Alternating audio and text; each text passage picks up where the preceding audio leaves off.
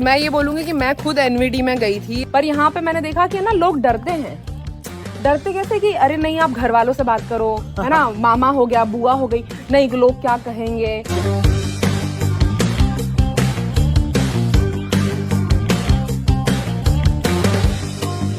लापरवाही की इंतहा, कोटेश्वर के हमारे मंदिरों को अस्तित्वहीन किया जा रहा है।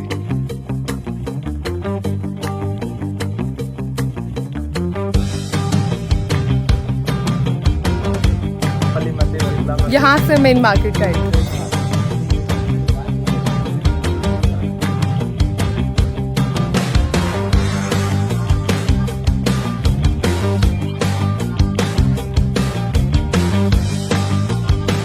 के बाद भी कुछ लोगों को यहाँ छोड़ देना, यह विसंगति है शासन की।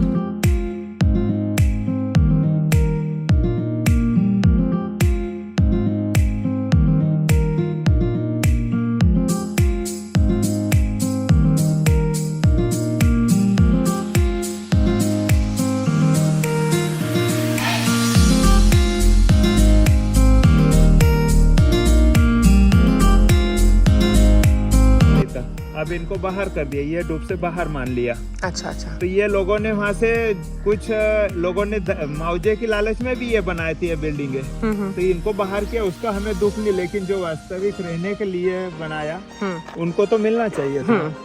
धारा 4 का प्रकाशन 2003 में हो गया, फरवरी 2003 में, लेकिन उसे धारा 4 को फॉलो सरकार ने नहीं किया। अपने हिसाब से उन्होंने उसको तोड़ मरोड़ कर पेश कर दिया कि 2002 से लगाकर 17 साल हो गए, जबकि नया भू अर्जन कानून में इसका प्रावधान है कि 5 साल में जिस प्रयोजन के लिए जमीन अर्जन की है वो नहीं करते तो स्वतः कोलैप्स होकर वो मूल मालिक के पास चली जाएगी।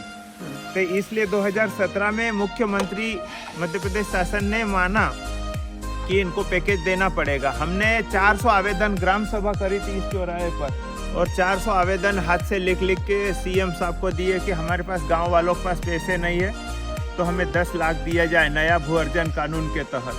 लेकिन इन्होंने उसको 10 न मानते हुए 5,80,000 कंपनसेशन दिया और सबको उठाने कहा था। यहाँ निसरपुर के 4500 भूखंड आवंटित थे, लेकिन इसमें 4500 के बजाय 750 लोगों को विस्थापित माना। उसके बाद कांग्रेस की सरकार आई 15 महीने की, उसने कुछ लोगों को निकाल के 1100 लोगों को पैकेज का लाभ दिया, बाकी अभी तक किसी को लाभ नहीं मिला है। बस 1100 लोगों को मिला है? मात्र 1100 लोगों को। और कितने बचे? उसमें अभी तो ATR में तो 2200 है। हाँ। मुखिया और उनके वयस्क पुत्र मिला के 4500 भूखंड यहाँ पे देना है, दिए हैं, और 4500 लोगों को 5,80,000 का लाभ भी देना था। लेकिन इन्होंने 1100 में तीसरी इसलिए कर ली कि मुखिया को हम परिवार में एक को देंगे, जिसमें विधवा माताएं जिसके नाम पर मकान है, संपत्ति है, उसको बड़े बेटे के साथ आश्रित कर लिया। तो बड़े बेटे का परिवार अलग है, छोटे भाई का अलग, तो छोटे भाइयों के लिए परेशानी हो रही है। और बड़े भाई को माँ के साथ, तो बड़ा भाई अपने परिवार के कुछ कारण होते हैं तो कई विधवा माताएं रोड पे रह रही है, टीन शेड में, हमने अभी आपको दिखाया वहाँ पर। तो ऐसी परेशानी बहुत है।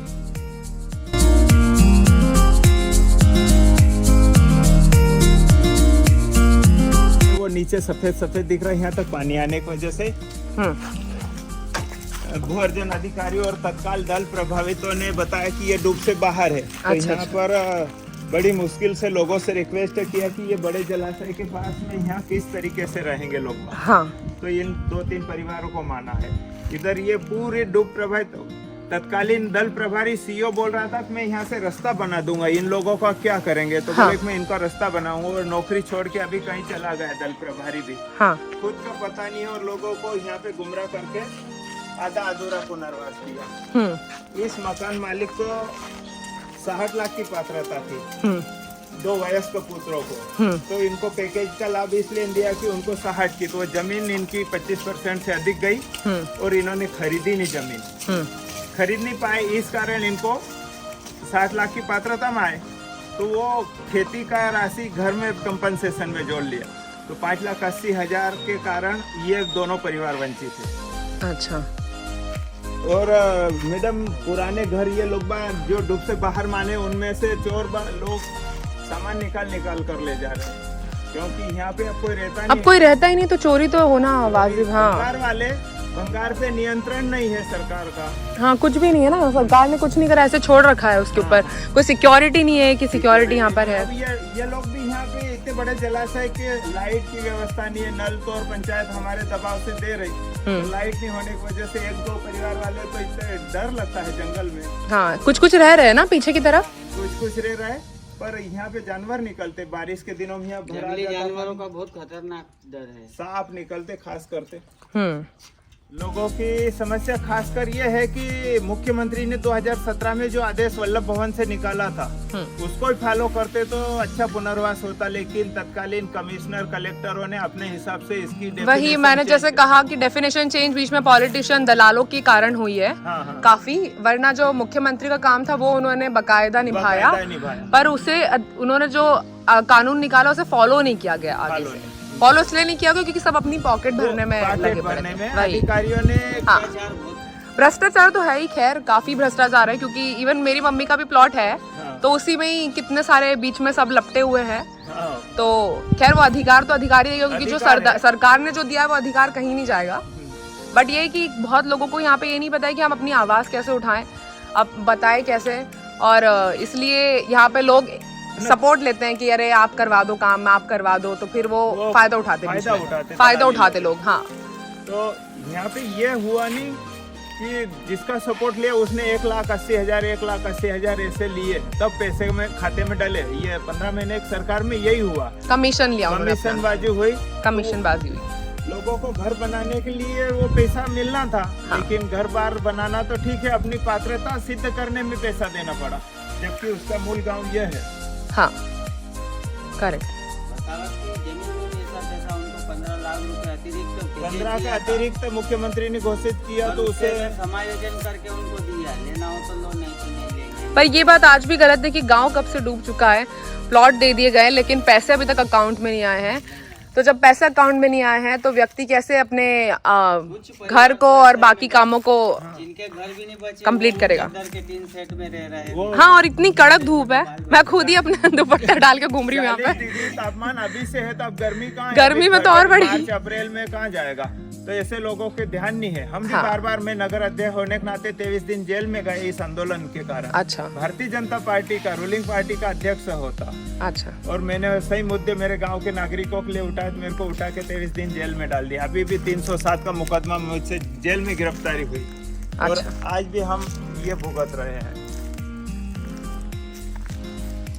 खैर आवाज तो उठानी पड़ेगी इस आंदोलन, वही, क्योंकि इतना आसान काम है नहीं। मैं तुमको डॉक्यूमेंट भी दूंगा, मैं आज भी तैयार। ये हिंदुस्तान का काम है, और हिंदुस्तान में भी जब बड़े बड़े शहरों में इतना धीरे गति से काम चलता है तो फिर तो गांव है ये, जहाँ पे वही गांव है तो और ही, मतलब जहाँ पे कोई ध्यान ही नहीं देता है, गवर्नमेंट लीस्ट में आता है। मैं ये बोलूंगी कि मैं खुद एनवीडी में गई थी और मैं खुद क्या यहाँ के पॉलिटिशियन जो है ना, हनी बघेल सर और ये सब आए थे।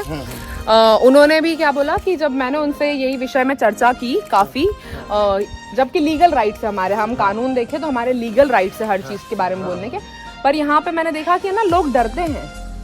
डरते कैसे कि अरे नहीं आप घर वालों से बात करो, है ना, मामा हो गया, बुआ हो गई, नहीं लोग क्या कहेंगे, हम क्यों बीच में बोले, गाँव वाले भी सपोर्ट नहीं करते, क्यों, अरे नहीं हमने बात करी तो गाँव वाले हमको बंद कर देंगे।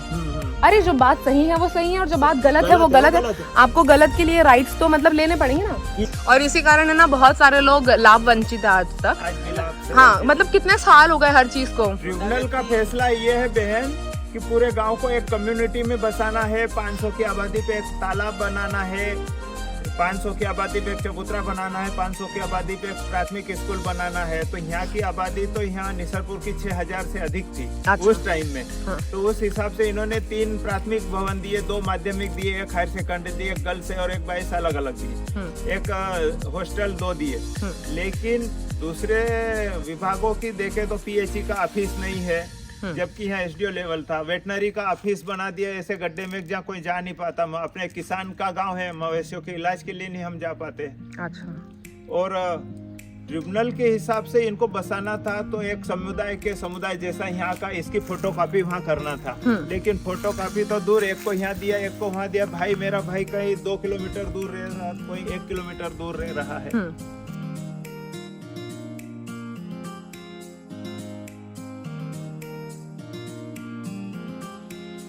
पर कुक्षी में इसका जो है वो सब करता धरता जो ऑफिस है वो वहीं पे है ना, गोवर्धन कुक्षी में है।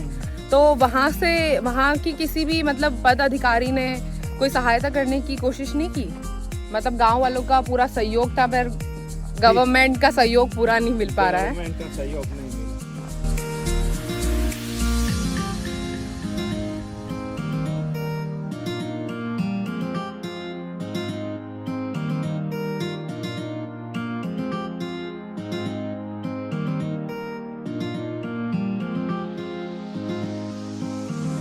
लापरवाही की इंतहा, कोटेश्वर के हमारे मंदिरों को अस्तित्वहीन किया जा रहा है।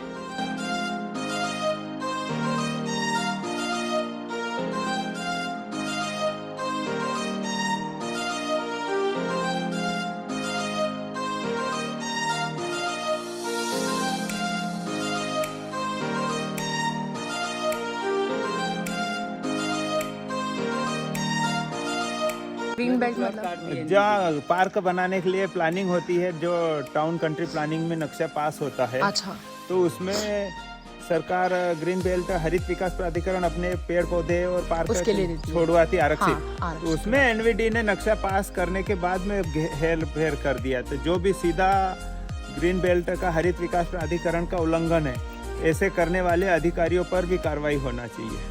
तो आज हमारी बातचीत धुर्जी पाटीदार जी से हो रही है, जो कि जनपद सदस्य है यहाँ के। और इनसे मेरा एक सवाल है कि एक हंसते खेलते गांव जो कि सुनसान खंडर में तब्दील हो गया है, इसके पीछे की कहानी क्या है? तो आइए हम जानते हैं इसके पीछे की कहानी इनसे।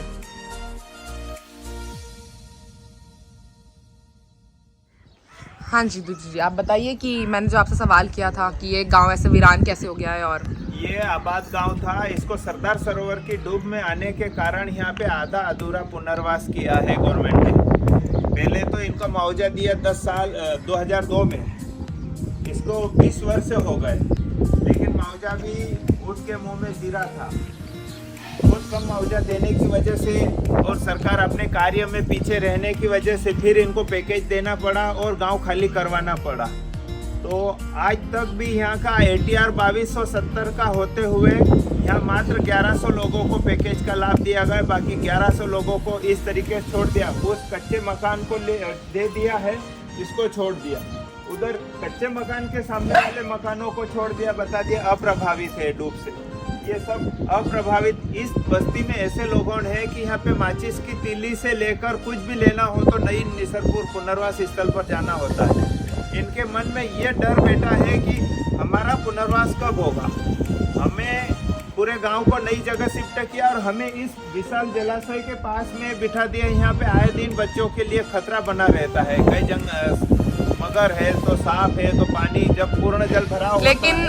आप जो ये बता रहे हैं कि निसरपुर डूब क्षेत्र घोषित होने के बाद जो इनके आम लोगों की जिंदगी में जो बदलाव आए हैं वो सरकार के कारण हो रहे हैं। ये सब बदलाव जो ये लोग यहाँ पे प्रभावित हुए, उन बदलावों के कारण 100% प्रभावित हुए, इसीलिए बदलाव आया, क्योंकि आम रूल्स रेगुलेशन के हिसाब से जिनकी चलती रहती। लेकिन नई निसरपुर पे गया है, वो भी अपने कहीं ना कहीं नए निर्माण के कारण कर्जदार हो गया है। अब समय अनुसार ये तो टेक्नोलॉजी का युग है, अपने काम काज बढ़ गए, खेती बाड़ी में भी मशीनों से हो पाता। लेकिन अगर बैल जोड़ी से पुराने ढचरे से हम खेतों में जाते तो हमारी उपज नहीं निकाल पाते। 2017 से आज तक 6 वर्ष हो गए, खेतों के पहुंच मार्ग नहीं बना पाए, तो हमारी उपज में कमी आई है। हम किसान लोगों की उपज घटी है, तो मकान बनाने में भी पैसा लगा और उपज घटी, तो हम कर्जदार हो गए वैसे।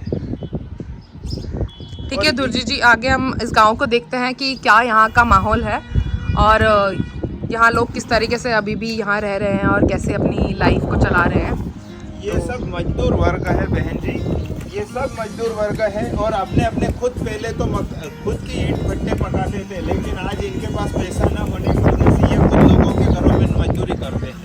कुछ लोगों को यहाँ छोड़ देना ये विसंगति है शासन की। खैर ये है पुराने निसरपुर की कहानी जो हमने पिछली बार भी दोहराई थी, लेकिन हमने डिटेल में कुछ नहीं बताया था क्योंकि बहुत ही कम टाइम था, वक्त की पाबंदी थी और इसके दौरान हम लोग जल्दी जल्दी शूट करके चले गए थे। शाम का समय था और सूर्य अस्त होने वाला था।